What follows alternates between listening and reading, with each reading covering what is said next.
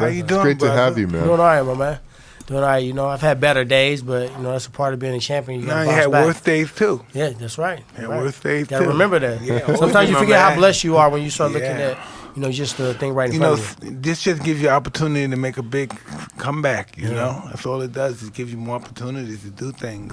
When you think things that happen and they're bad and they could never be erased and stuff, you know, you get a chance to do what you want in life, erase that and clean yourself up, you know?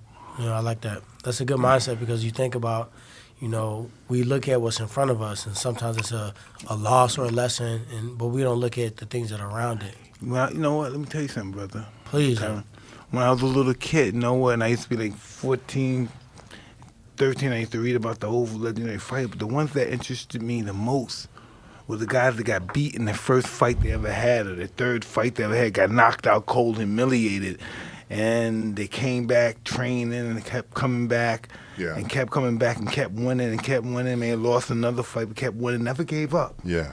Never became discouraged. And then one day, they got a chance to fight for the title. Boom, knocked the champion out, another champion. Boom. Boom. Imagine if they would have gave up and got discouraged when they lost or got That's beat or true. got knocked out.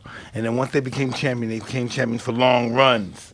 Broke their history books and record books and stuff, but they never gave up. You know how easy it was to give up being knocked out, humiliated in front of people, but they stuck to it. Yeah. And those are guys I really admired back then because they showed that you don't have to be perfect. You could have flaws and still do sensational things that nobody else could, you know, duplicate. Wow, that's crazy. You know what's funny is that they kind of remind me of my story when I got the title. You know, I fought, I was 10-0, undefeated, whooping everybody's ass, knocking people out, submitting people. Then, you know, I fought for my world title for the first time, and I was undefeated. I just didn't think I could lose at that point in time. Nobody can convince me that anyone can beat me at that moment. So I went out there, and it was the first time my sons had ever watched me fight. So they came to a fight for the first time. I wanted my whole family there. I had a mantle ready in my gym for the belt when I brought it back home.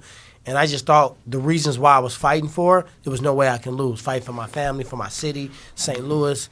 I go out there and I get knocked, not just out, knocked the fuck out badly. Like, I look at it, I can't even imagine it's me. I'm like, damn, he knocked that dude the fuck out. So I'm looking at it almost from a fan standpoint versus that's you get knocked out. But it was the biggest fall in the showtime, and kids was there, and it was for all the marbles. But after that, I just came back. Next fight, knocked the dude out in 36 seconds. Then I just kept getting that momentum. And there was some losses and some lessons. But then I finally got that chance that you was talking about. And I was fighting Robbie Lawler, which you guys know is a beast. He's going to go down in the Hall of Fame. Big time beast. Big time beast. Big time Big beast. time But beast. he was a friend of mine, a teammate of mine, and I followed him.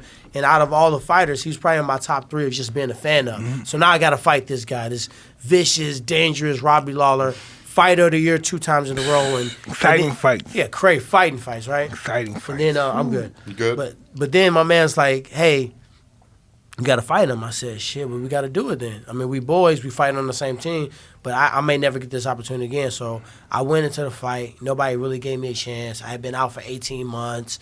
They thought that, you know, I would be rusty. And I said, man, I looked at my coach. He was like, you know, we need more water bottles. I said, you don't need more than one water bottle. We're going to be in and out tonight. And I just saw it in his eyes when I looked at him that he wasn't ready for that kind of fight. And I just started swinging rights like my life depended on it. Fuck, you was That was successful. it. Thank God. Wow. Yeah.